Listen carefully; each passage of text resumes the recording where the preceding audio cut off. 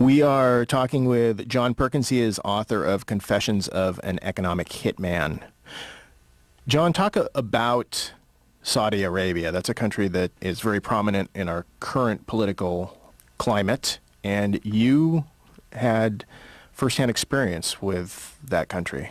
That's right, Mike. I think you're probably too young to remember the early 70s when we had cars lined up at gas stations. We had a severe oil shortage in this country, and it was because OPEC had finally exercised its power and decided that it was going to basically hold the United States up to ransom. It didn't like our policy in Israel particularly. And this became totally unacceptable to the United States government. We were afraid that we might have another depression like 1929, that this oil problem could really create that sort of a situation. So the U.S. Treasury Department came to me and a number of other economic hitmen, a very small group of us, and I went to Saudi Arabia and began looking at what the possibilities were. And it became very evident at the beginning that the key to making sure this would never happen again was Saudi Arabia. It was the largest producer in the world, and basically Saudi Arabia could control OPEC. Didn't have to control it politically, but if other countries decided that they were going to cut back on the supply of oil and Saudi filled in the gap, then it didn't do any good for these countries to decide this. So knowing that Saudi would be on our side would deter any foreseeable problems. So we had to win Saudi Arabia over. So we ended up putting together this deal whereby the House of Saud, the royal house of Saudi Arabia, agreed to reinvest the petrodollars, most of its petrodollars, into U.S. government securities. The U.S. Treasury Department was given the right to use the interest from these government securities to hire U.S. companies to rebuild Saudi Arabia in a westernized image, to literally build cities straight out of the desert, to build big transmission lines, power plants, desalination plants, petrochemical industries, the whole works, to rebuild Saudi Arabia as a westernized country. And in exchange, we would guarantee that the House of Saud, the royal family, would continue to rule the country as long as they kept their deal with us. Part of their deal with us also assured that the price of oil would stay within limits that would be acceptable to us. This deal has held all these years, from the early 70s, and really it was finalized about the mid-70s, until today. It's still holding. This relationship still exists.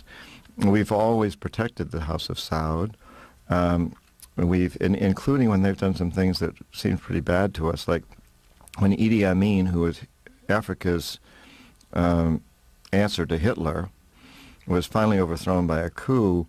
We wanted to try him. We wanted to bring him into our court system, or the world court system, but the Saudis offered him sanctuary in Saudi Arabia, where he lived like a king until last summer when he died there of disease.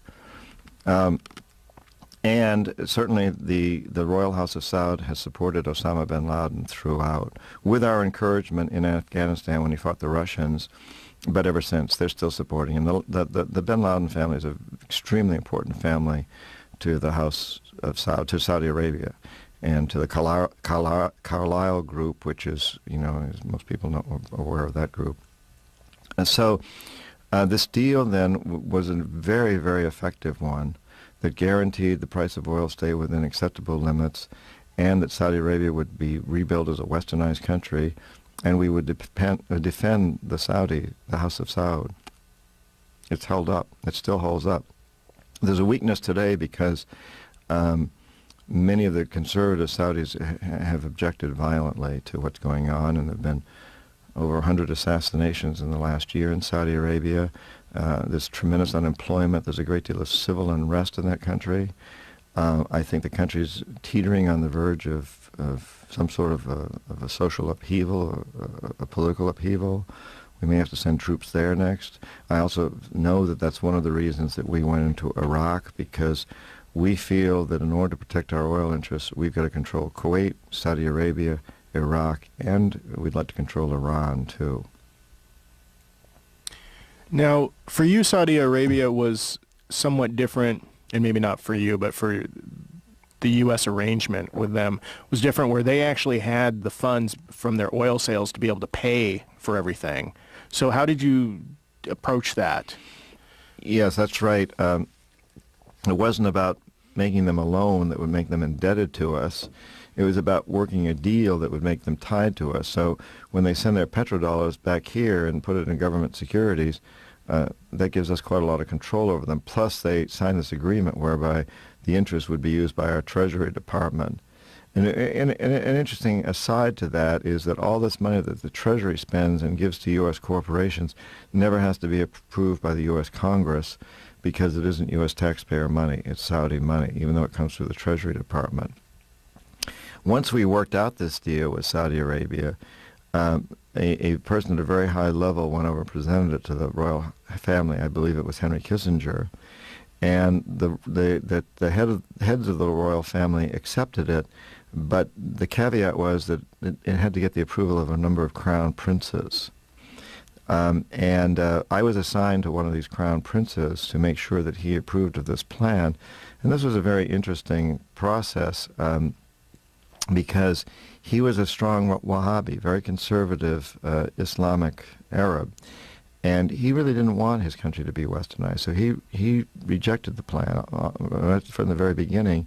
But he also let me know if he even wanted to, if I even wanted him to consider thinking about it, he would expect every time he came to the United States to have a beautiful blue-eyed blonde woman at his disposal. He wanted me to provide that for him. Put me in an awkward position, put me in the position of being a pimp and of actually doing something that was illegal. But I worked this out because I found this woman who was married to a United Airlines pilot.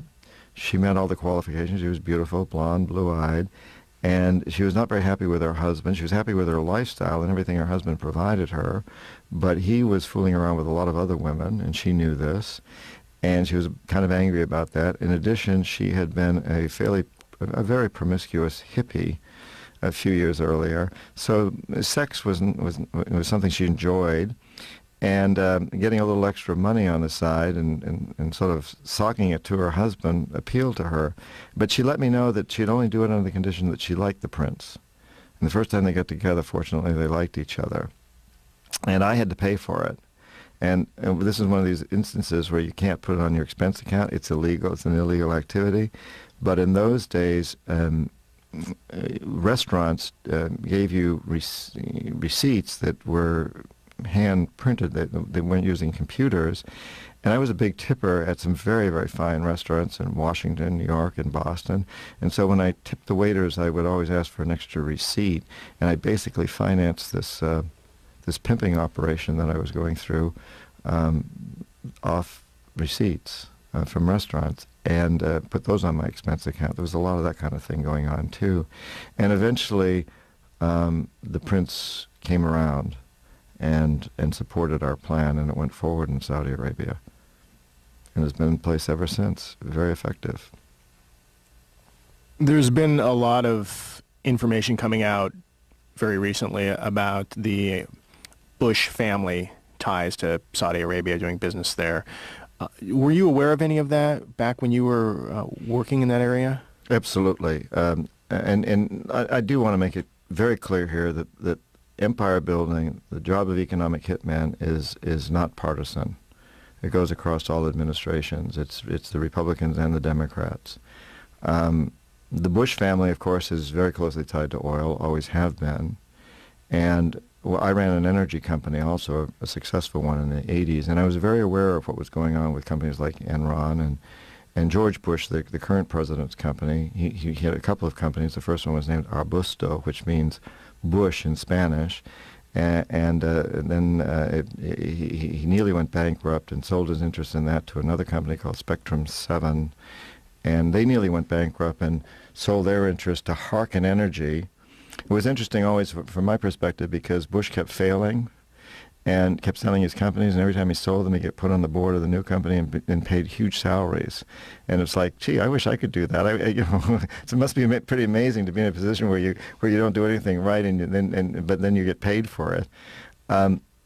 Fascinating to watch Harken Energy, which he then was on the board of and very instrumental.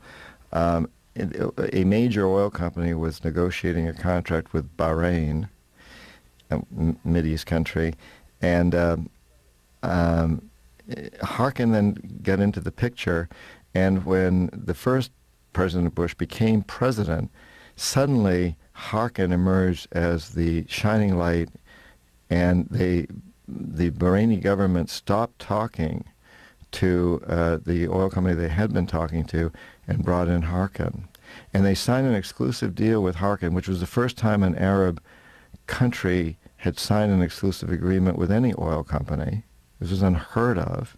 And the fact they signed it with Harkin was amazing because a lot of it was offshore drilling. Harkin had never done any offshore drilling. In fact, Harkin had never operated anywhere outside of the Texas-Oklahoma circle, and suddenly found themselves with this very lucrative and lush contract, exclusive in Bahrain.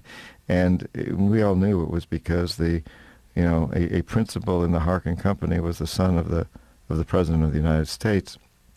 I had an attorney at the time in my own energy company who was a very strong Republican supporter, contributed a lot of money to the Republican Party. I remember him saying to me, my gosh, he said, I hope that it's worth this president's while, the first Bush. I hope it's worth his while to see his son make a little money, because I sure hope it doesn't destroy the first Bush, the president's reputation, and make him lose the presidency just because he's trying to help his son do well in business. A little ironic when you look back at it now, and of course the first Bush didn't get reelected. The second one has. So those were very interesting times. Very interesting. What about the Bin Laden family? Was that something that you had an awareness of back then? Oh yes, the Bin Laden family were very tied in with the Saudi construction industry. They owned the largest construction company, or one of the largest construction companies in Saudi and in the Middle East. And a lot of the work that was won, a lot of the contracts that were won by our big construction companies, like the Bechtels and Halliburton and so on and so forth, was subcontracted out to the Bin Laden people. So there was a very, very close connection there, extremely close connection between the oil companies, U.S. construction and engineering companies, and the Bin Laden group. Do you know through your work as well if Osama bin Laden's work in Afghanistan when they were fighting the Soviets, was that a well-known fact at the time, or did that emerge later? Oh no, it was very well known. Yeah, in those circles, and the people, yes, we definitely wanted to keep the Soviet Union out of Afghanistan. That's a major corridor for oil from the Caspian Sea area. And one of the reasons that we're in Iraq today is because in the late 90s, in fact, under the Clinton administration, it became quite apparent that we didn't have the kinds of reserves of oil around the world, particularly in the Caspian area, that everybody thought we had. It became quite apparent that the oil companies were inflating their estimates of reserves in order to inflate their stock prices. Now, Enron was found out doing this, and WorldCom and several others, but the fact of the matter is most all the oil companies were doing it. And so once the powers that be, once the government became aware that this was happening, there was a huge concern that we're going to run out of oil. And, we're in the process right now, this global empire of running out of everything, including markets, because every other empire in history has had geographic areas to move on to. There have been new frontiers. Ours doesn't. We encompass the globe. We encompass all the populations of the globe. So once you've encompassed that, how do you keep growing those markets, especially if the poor are getting poorer? And they're one of the big markets. So there was this big concern in the late 90s as to what's going to happen to our economy. And a lot of it hinged on oil and the fact that the oil reserve estimates were all inflated. And so we realized back then, and again, this is under Clinton, that we needed to take control of Iraqi oil fields. We were also concerned that the Saudis were going to go under, that there was going to be a revolution in that country. And we needed to strengthen our position in Saudi, Kuwait, and Iraq, and hopefully, under this scenario, in Iran also. At the same time, Nigeria is resisting us, one of the other big producers.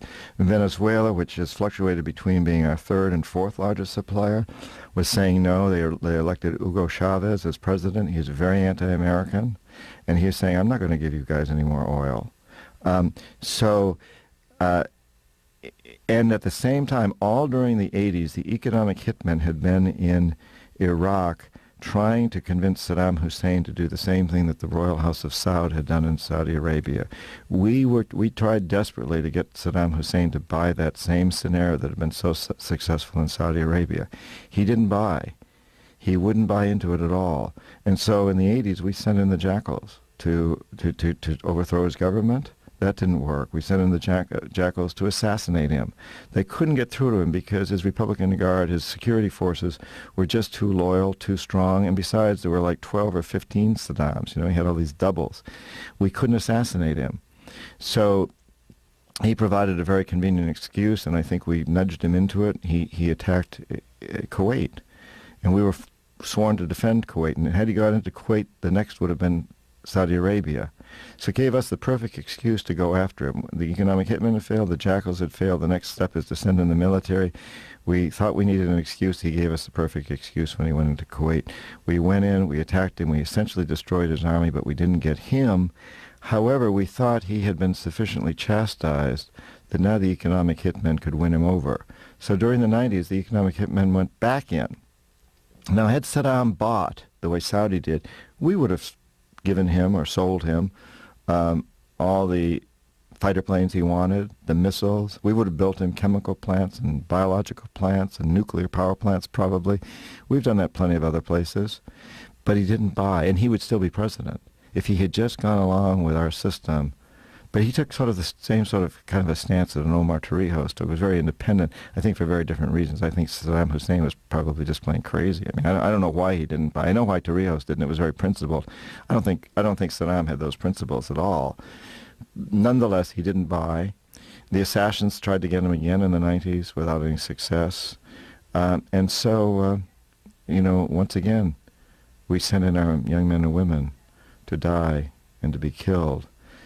And it's interesting to me that during the first Gulf War, at that time we were importing about 8 million barrels of oil a day. At the time of the second Gulf War, we were importing about 12 million barrels of oil a day. We'd increased our dependence on foreign oil by 50% during that time period, which is a little shocking and discouraging. I think it's interesting that you were originally approached for going into Saudi Arabia by the Treasury Department, because I know that during the 80s, the transfers of military hardware that we did give to Iraq, and including what biological stuff they did have, went through the Treasury Department, funded all that. It's my understanding. Yes, I don't know about that specifically, because I was very seldom involved in weapons dealing, but it wouldn't surprise me a bit. I mean, these departments work very closely together, and it's always the objective to keep as much off the military budget as you possibly can, because everybody knows that, you know, people object to military budgets. You want to keep those low. One of the things you point out in your book is, in addition to Iraq being on top of so much oil, is they also have a significant control over water in the Middle East. That's true. Both the Tigris and Euphrates rivers flow out of Iraq. Iraq is a very strategic country. That water that flows out of there goes to the other parts of the Middle East, but Iraq controls it. Iraq could conceivably shut down that water by damming up those rivers if it really wanted to. And of course, if you look at a map and you look at what borders Iraq, it's everybody, you know, including Iran, including most of the Arab countries. And Iraq is within easy missile distance of Russia and Israel. Iraq could send missiles very easily into all of those countries. And it's very, very strategic. It's been, in the days of the American Revolution, it was considered that anybody who controlled the Hudson River Valley would control the continent. And I've seen historians, modern historians, write the same thing about Iraq. If you can control Iraq, you can control the Middle East. Frankly, I'm not sure that either of those were true. The British did control the Hudson River Valley for a long time, and they lost the revolution. And I don't know that Iraq is really that strategic from that standpoint, but it certainly does have the resources, the water and the oil. Let's talk about some of the other countries that you worked with in South America. Another person that you had a friendship with was the leader of Ecuador. Is that right? Right, Jaime Roldos. First democratically elected president of Ecuador in many, many years. The country had been run essentially by military dictatorships, military and other dictatorships. And Jaime Roldos came in on a populist platform. One of the things that he came in on was that he would oppose the oil companies. He would not let the oil companies rape his land anymore. And he was elected with a very substantial majority. He was a very, very popular man. As soon as he became president, he immediately started implementing what he called the hydrocarbons policy, which in Spanish that essentially translates as oil. And started negotiating with the oil companies, started telling the oil companies that they were going to have to make sure that more of the oil revenue came back to his people. And he threw out a missionary group called the Summer Institute of Linguistics, SIL. Now, this was an evangelical missionary group based out of Oklahoma that had extremely close ties to oil companies that went back into the time when I was a Peace Corps volunteer and even before, in the 60s, even back to the 50s. And these missionaries were financed by oil companies. They had a long history of going in and working with the indigenous people when the oil companies discovered or thought that there was a good possibility that oil lay under the lands lived on by indigenous people. SIL would go in and convince these people to move off their lands and onto missionary reservations and sign their lands over to the oil company. And in turn, the missionaries were financed by the oil companies.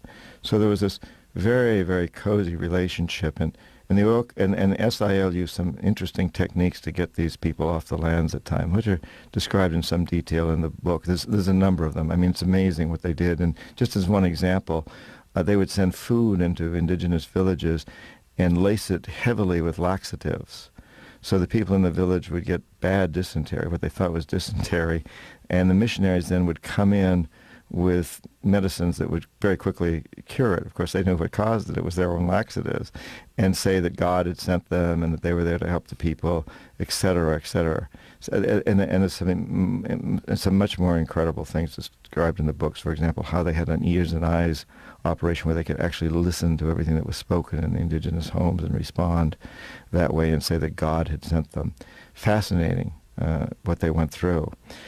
Very well documented, not only in my book, but in other sources. And so one of the first things Jaime Roldos did after being elected was go after SIL and said, these people are not what they say they are. We've got to get them out, and we're going to take care of the oil companies. It was, in fact, a day that he gave a very vitriolic speech against the SIL, threw SIL out of the country that day, announced they were going to throw them out, and gave this speech against the oil companies. And either that day or a day or two later, his helicopter exploded in midair. There was, again, no question that it was an assassination, and at least not in my mind and not in the mind of many, many people. And I'd seen it coming. We economic hitmen were not getting through to Jaime Roldos. He was determined to go after the oil companies. He was determined to get for his country what he thought was the right thing, and we couldn't change him, and the inevitable happened. He was taken up by the jackals.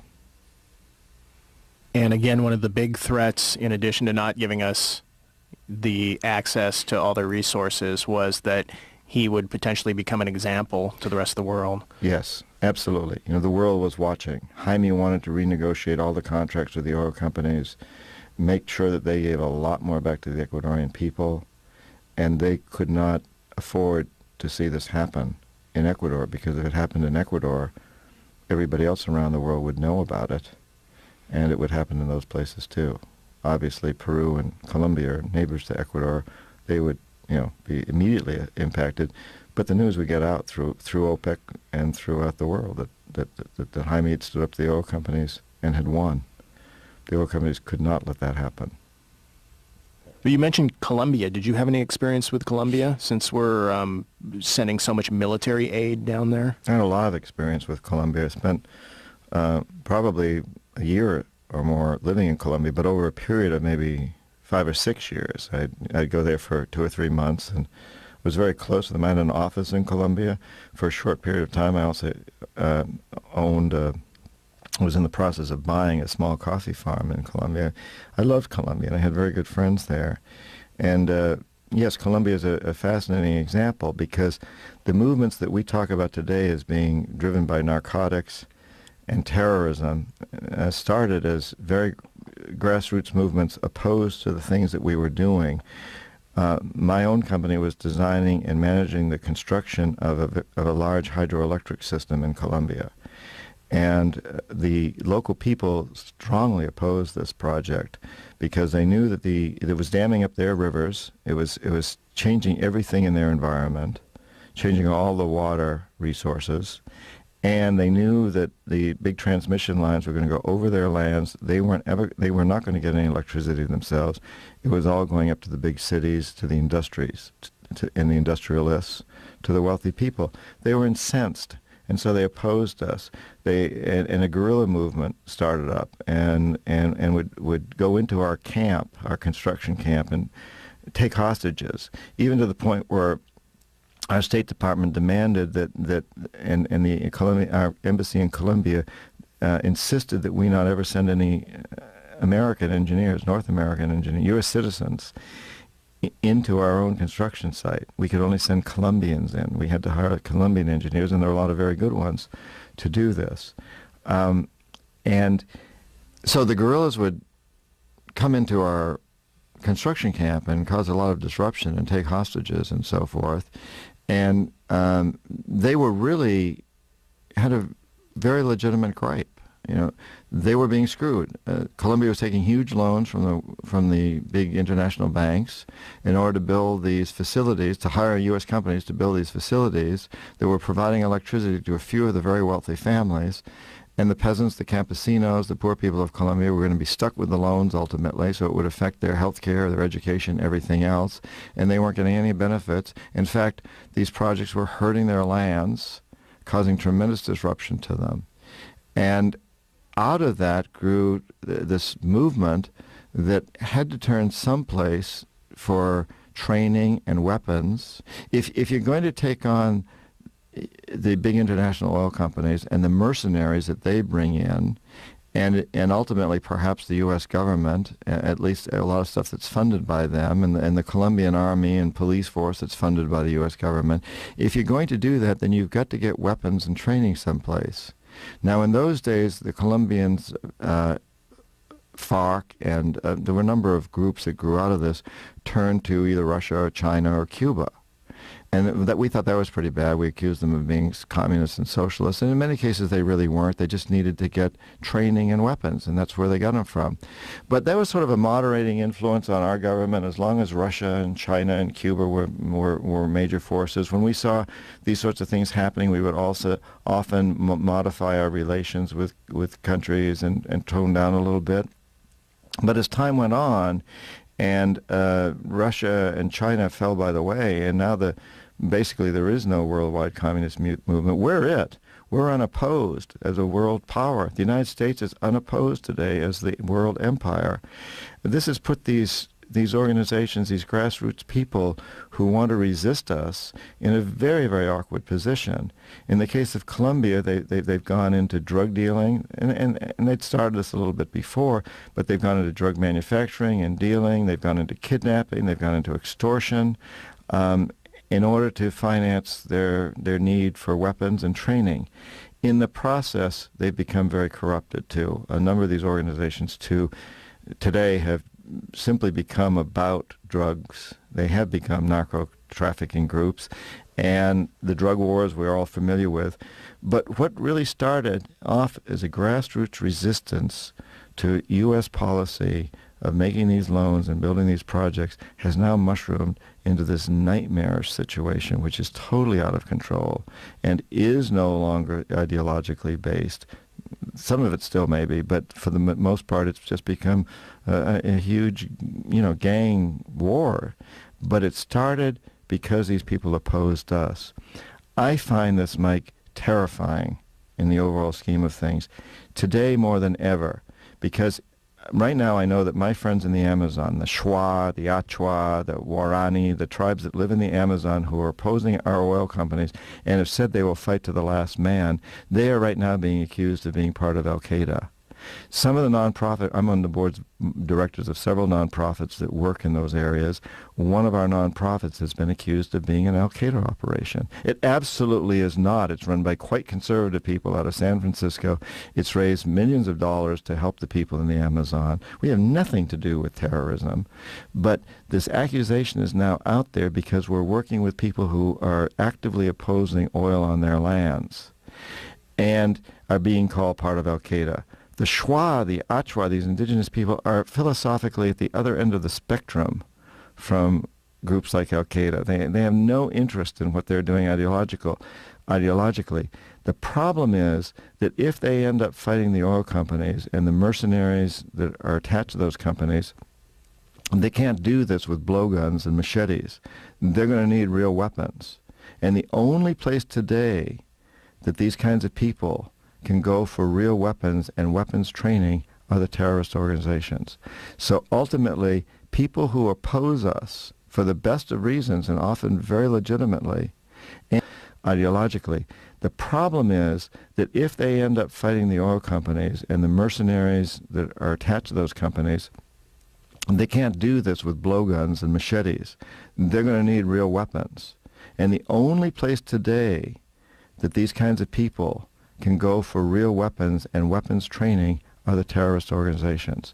So ultimately, people who oppose us for the best of reasons and often very legitimately end up having to join the terrorist movement, the worldwide terrorist movement, because they have no other options.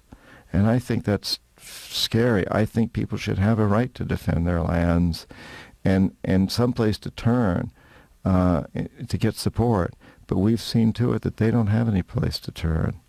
We ourselves in this country did the same thing when we opposed England. When the Minutemen opposed the British Empire, we turned to the French, we turned to the Hessians, we turned to many other places to help provide us with arms and moral support, financial support, and military support.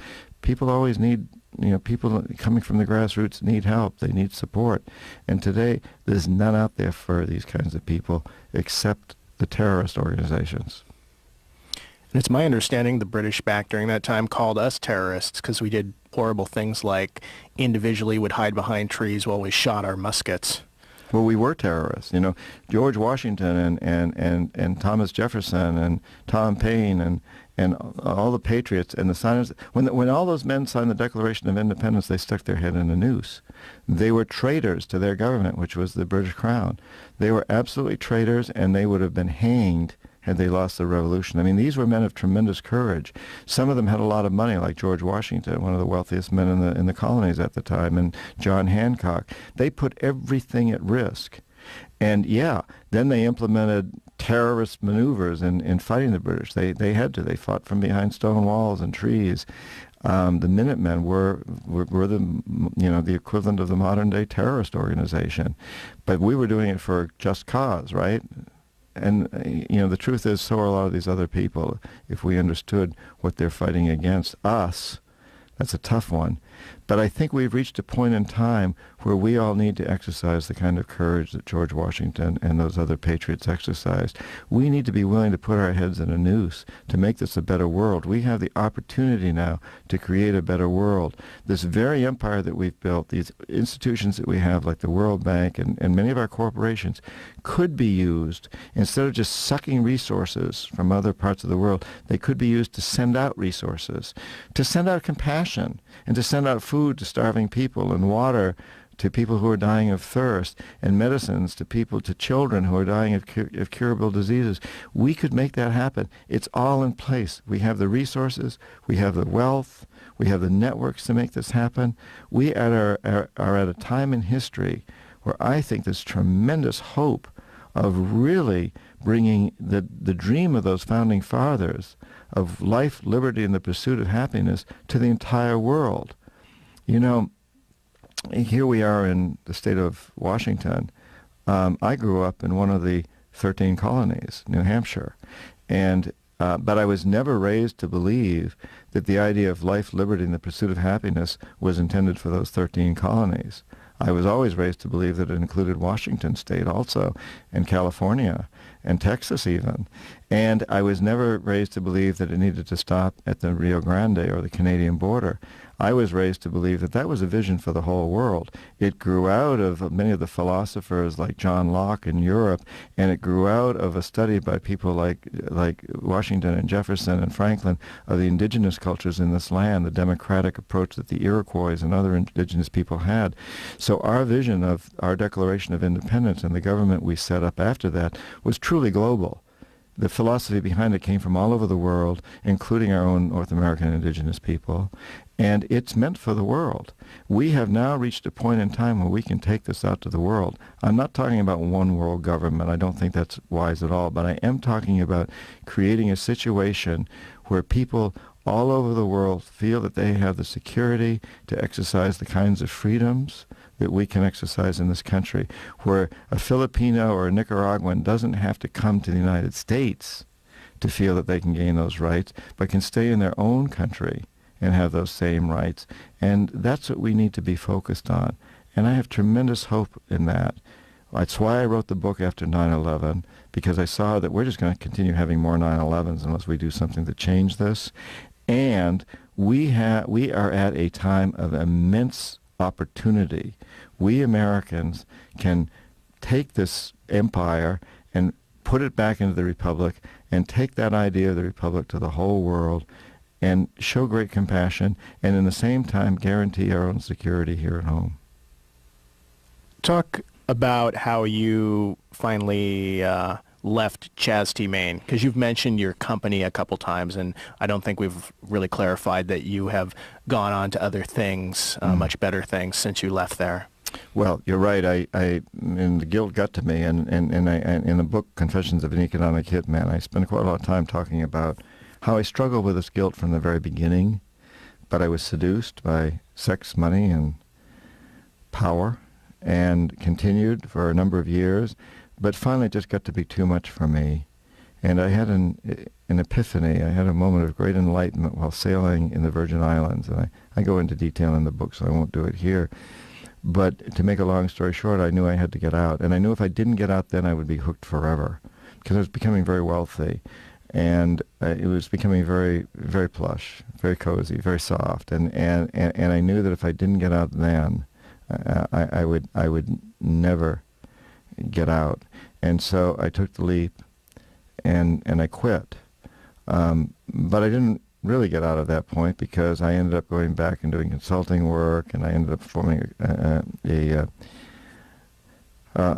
alternative energy company which built environmentally good power plants in this country, and we changed the utility industry in this country by doing that, and we changed some of the laws around it for the positive.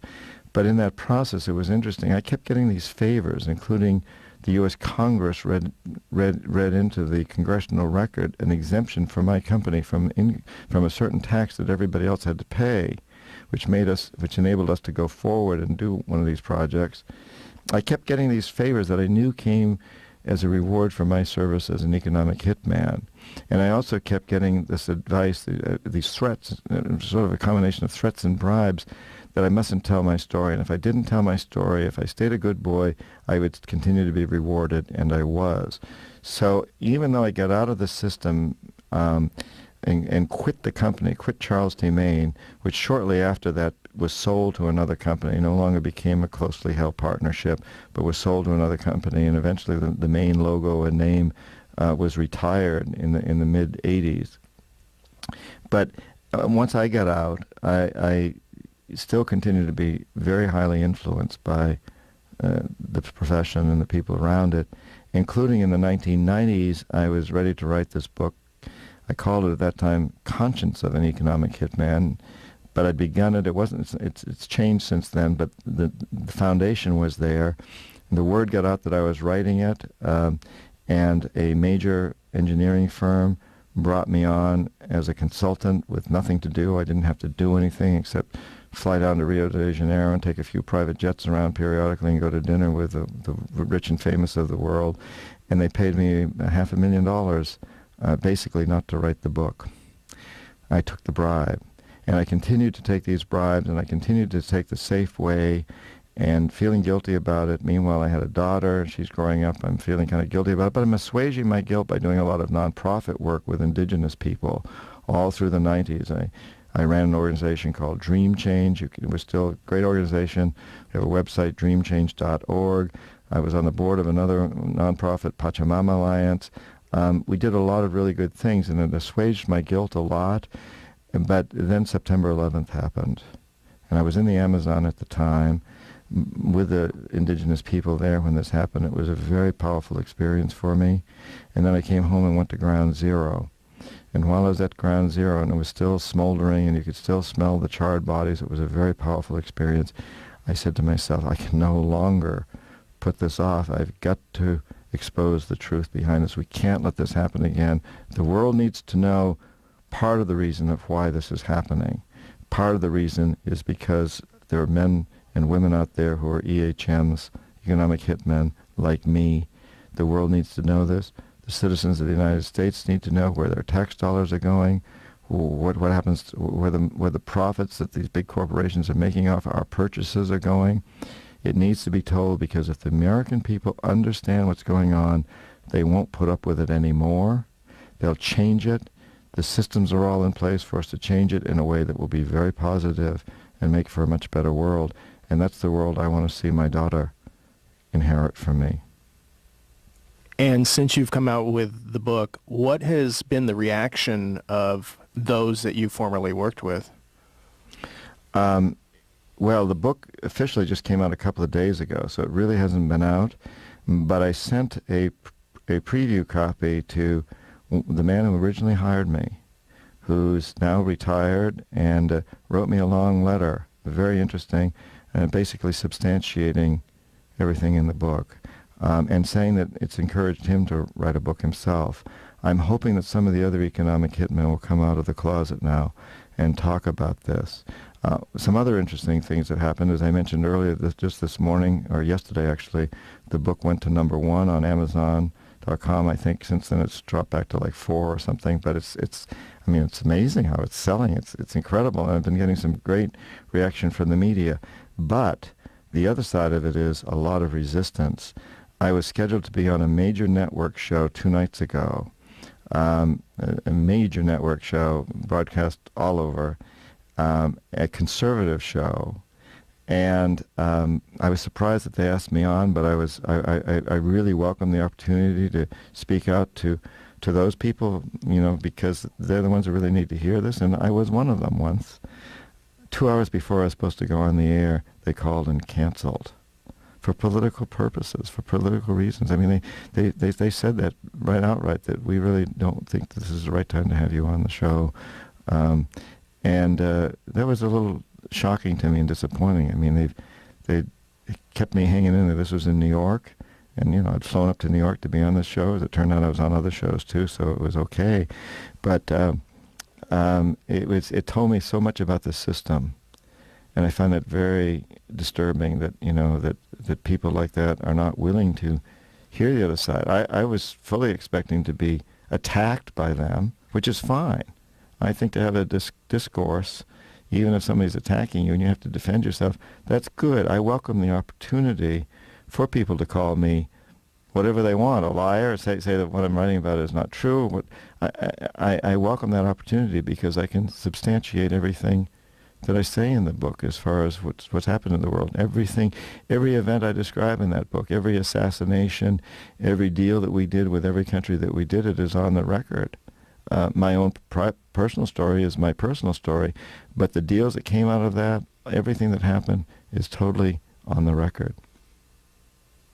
So, and now we are at the point in historical terms of a lot of people say that the empire that we have can't keep going in the direction it's been going, that, as you pointed out, we've fully encircled the globe, and opening up markets is, limited at this point. And you point out that there's every reason to believe that we could do a shift towards taking the structures that we have and putting them to good use. Do you think that people in this country, people of the empire, are willing and ready for that? Yes, I think they are if they understand. I think the biggest problem in the empire in this country is that people don't understand. Most of us don't understand what pawns we are to this system, and how only a very few people at the very top are gaining from it. And I'm not even sure they're gaining. You know, here we have the wealthiest country in the history of the world. And if you look at our social statistics, we're probably one of the least happy. If you look at things like suicide rate and drug rate and incarceration and family abuse and family violence, our statistics are terrible. They tell us that all this material wealth has not brought us happiness. And that's not just true amongst the poor people in our country. It's also true amongst some of the very wealthiest. The rates of divorce, the rates of suicide, the rates of drug abuse are outrageous. So here we've created this empire. It's the wealthiest. It's the first truly global empire. It's not a happy empire. And we've learned from history that empires never last. They always fall. They destroy a lot of people, a lot of cultures, and then they destroy themselves. And of course we're going to go that same route. You can't sustain yourself if you're non-sustainable. And this empire is non-sustainable ultimately. So it will fall. But rather than allow that to happen in a violent sort of a way, in a traumatic sort of way, the other alternative is that we could create something entirely new in history. We could turn this empire into a compassionate republic that takes itself out to the world, embraces the world, unifies the world, brings people together, teaches a lesson of love and compassion. We're in an incredible position to do that, so let's do it. And the only way that's going to happen is if we all become fully conscious of what it is we're doing. Probably shouldn't say fully conscious. If we all become more conscious of what it is we're doing, and what the footprint we're leaving on this earth is doing for our children and our grandchildren, and set as our new goal, our new dream, if you will, one that really honors life throughout the planet, and that rejects this sense that materialism is going to bring us happiness, because we've proven that it isn't. What'll bring, I mean, we need the basics. We all need food, clothing, shelter, and good environments to live in, and the opportunity to love our kids and teach them the things that they need to learn. Everybody all over this planet wants this. A few of us have it, but an awful lot don't, and some people have way, way in excess of anything like that. They've gone way beyond it.